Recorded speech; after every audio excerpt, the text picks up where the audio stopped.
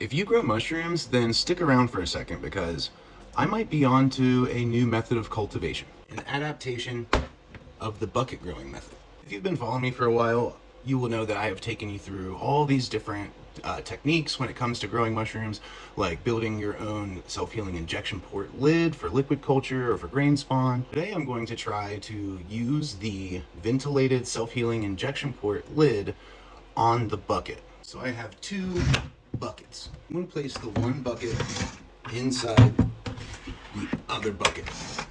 Next I'm going to line up these two metal brackets and I'm going to give them a mark right above them. Alright, setting that aside, let's work on the lid. Next you're going to need a rubber stopper and a micro mesh air filter. But first we need to drill a larger hole for our rubber stopper. I'm going to do that. I think this is about 5/8, but it depends on your rubber stopper.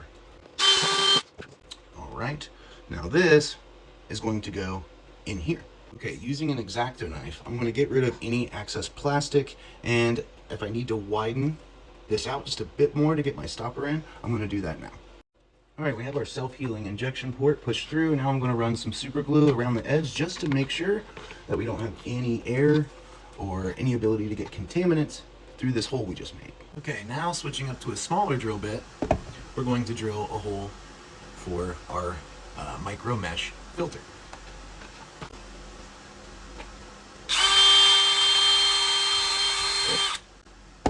Alright, same thing. I'm going to clean up that little bit of plastic. Alright, I'm going to stick my mesh filter through the hole, and I'm going to do the same thing. I'm going to super glue it on the back. While that glue is drying, I went and almost like a 5-sided die marked all around the bucket. So it's going to be crucial to keep that original mark where we lined these up right here, lined up, because we're going to go through and we're going to drill a hole through both buckets all the way around. In order to keep these in place, I'm going to duct tape these two buckets together. Now I'm going to go through with that same small bit and I'm going to punch a hole through both buckets all the way around. Okay, so I drilled that 5-sided die pattern from about here down to about, 3.5 inches up from the bottom. Alright, let's remove the tape and we're going to separate these buckets. Now taking the bucket that was inside the outer bucket, we're going to drill some drainage holes. Alright, I got them all marked out. Let's drill them. Now, this is my prototype, guys. I'm doing it with you. I'm going to decide to use this smaller one to start, but we might have to upgrade to the larger bit. There we have it. Now, the bottom bucket, we're going to use the bigger bit. We're going to put one hole at the bottom. In that bottom hole, place a rubber stopper. Okay, we have the rubber stopper inserted in the bottom, and it has to be very, very snug. It cannot be loose whatsoever. You have to really push and fight to get that in there. Alright, so now we're going to take our outside bucket, put it back over top of our inside bucket, and we're going to misalign this. So this bucket is going to help on the inside close off those holes. Then we're going to take some hydrophobic tape and we're going to place it over all of the outside holes. This was the most time-consuming part because I'm cheap and I wanted to chop it up. I didn't want to just put a big band across it, but I was able to get all of these guys patched up with waterproof tape. I'll also do another run to see if duct tape will do the job. So what is it we just built? Well, this will allow us to inoculate directly into the bucket, into our substrate. This is also a pasteurization bucket. So we have our straw in our bucket. Let's hit it with some boiling water to pasteurize it and seal it up. Okay, it's the moment of truth. I'm going to dump the boiling water in here and I'm going to seal it.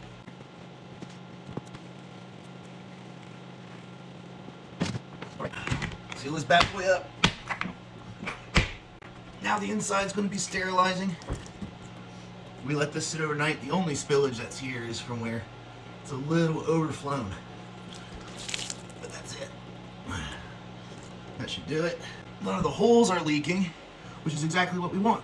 I want to show you what's great about this. You can pop your little rubber stopper out.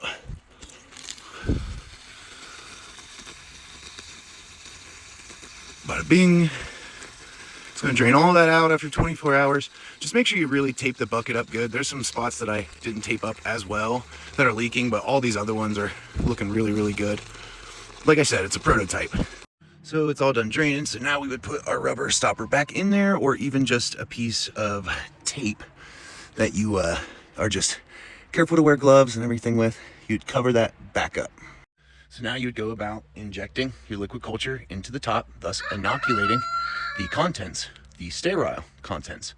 Now, in hindsight, I would have done this with a clear bucket, so you would be able to see the colonization of the mycelium on the inside. But I'll do that next time when I perfect this. But say, we were able to get either a good estimate or guess on time that would allow us to know that these are ready to fruit, or we had a clear one.